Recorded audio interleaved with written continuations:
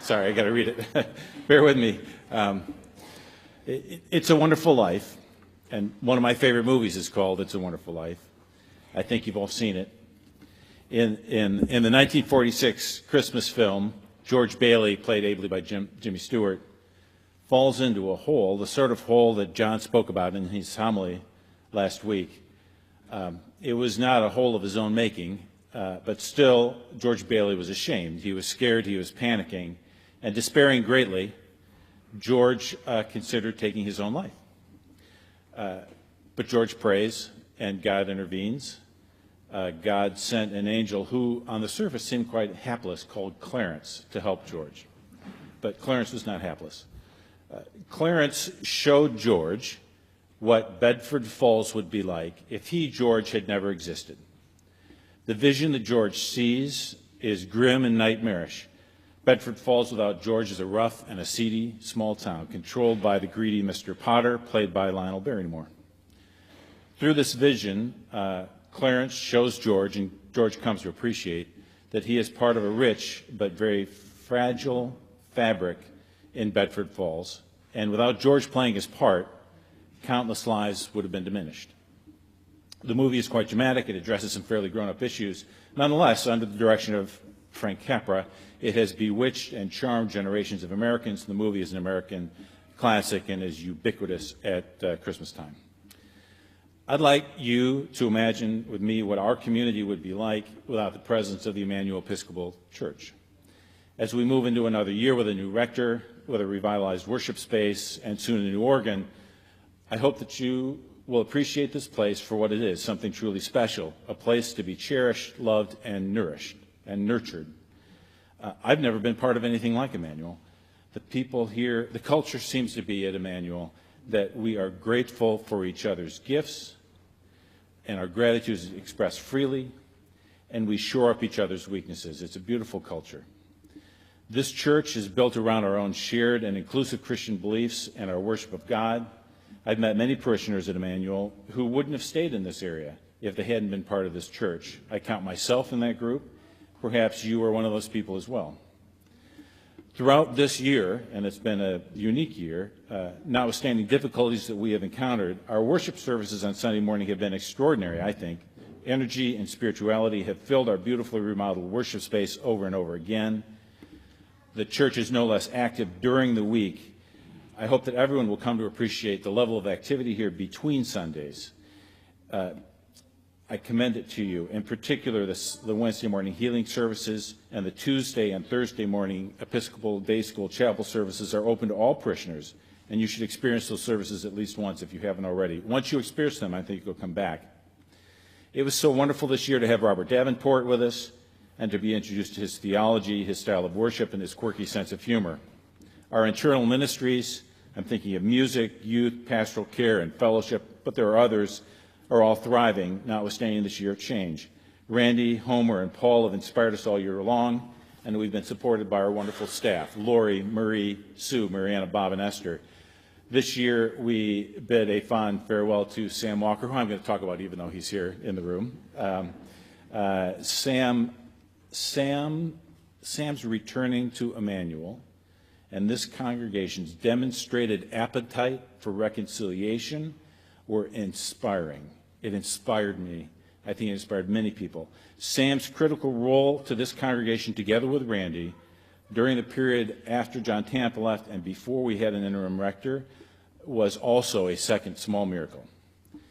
In recent weeks, we've welcomed our new rector, John Tonk, and his lovely family, who obviously love being here and are already engaged in our collective Christian lives. And each of these comings and goings over the course of the last year has been marked sensitively and joyfully by our congregation, which seems to have almost limitless energy. At a time when Episcopal churches across the country are shrinking, we are thriving. There really is something special in the water here. Our parish would not be the same without the important presence in this community of a number of key Episcopal institutions. Will come to mind are the Episcopal Day School, the Emmanuel Thrift Shop, and Phoenix Village.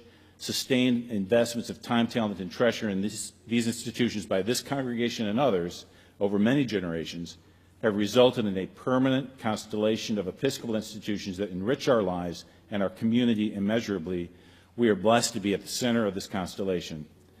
Emmanuel's positive influence on the community around us is felt every day. This is the church that gave birth to the Moore County Literacy Council, to the Coalition for Human Care, to our local chapter of Habitat for Humanity, to the Sand Hills Children's Center, and other important social service agencies. Emmanuel parishioners continue to volunteer and serve in leadership positions in all of these independent agencies. Our local outreach committee supports countless other important charity groups. There are too many to name. Those same groups are supported by our Alternative Christmas and our outreach auction and the thrift shop. The outreach auction, as John noted, will be held in a couple weeks. Somewhat further afield, and I'm almost done, but somewhat further afield, we have launched at this church and provide the principal support for a small school in the poorest county of Costa Rica, serving principally Nicaraguan refugees. The youth delegation we sent to Costa Rica this year, 39 Emmanuel missioners strong, made a huge impact on that community. In the words of the local senior warden, the International Youth Encounter has been one of the most spectacular, amazing, and exciting experiences that the town of Estrada has ever experienced. I can tell you for a fact that many of those impoverished children in Matina County had the best week of their young lives because of the team that we sent down to Costa Rica. Our relationship with Estrada, I think, will grow, and I hope will grow from year to year. I hope that these enriching relationships will last forever, but I know that we, in our confidence, will gradually nurture that school to independence, just like we have done with the Episcopal Day School, the Thrift Shop, and the Literacy Council. The breadth and depth of our ministries are breathtaking. All of this, of course, would not be possible without God's abundant gifts to this church, most of which are made through you, the congregation, gifts of time, talent, wisdom, and treasure. During my time as senior warden this year, it became obvious to me that there were countless individuals and families who are totally committed to this church. They would do anything to ensure that this church is healthy and has a vibrant future. Our bench is extremely deep. You are the bedrock of the special church, nestled here in our Eden in the Pines. Frank Capra, of course, exaggerated to make his point. I think his point was that each good-hearted member of a community is irreplaceable. I don't really think Southern Pines would look like Pottersville if Emmanuel never existed. But I do know that fewer good people would be here. Fewer of our neighbors would have overcome the disabling stigma of illiteracy. Fewer children would have received a gentle, inclusive, and nurturing Christian education. Fewer disabled children would have received a secure, comforting education. Fewer destitute families would have been given a helping hand. And fewer of our aged citizens would spend their later years in dignity.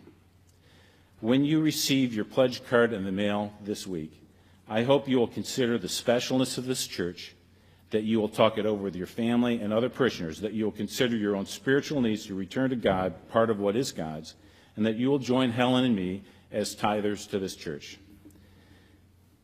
If tithing is out of the question, I hope that you will consider moving closer to tithing. Above all else, I hope that you will give a gift to this church that makes you smile. It should make you smile because it feels like a real gift, a gift that reflects the esteem and the love you have for this church, a true joy of giving. It should also make you smile because it's a gift proportional to your ability to give so that it doesn't cause resentment. We don't want gifts to the church to cause resentment. Your affection and positive feelings for this church are extremely important. Our annual pledge campaign will conclude on November 22nd, the Sunday before Thanksgiving, when we will actually celebrate all of the gifts given. Thank you all so much for listening. Thank you for making Emmanuel a wonderful, life-changing place and for keeping it so in the future. Thank you.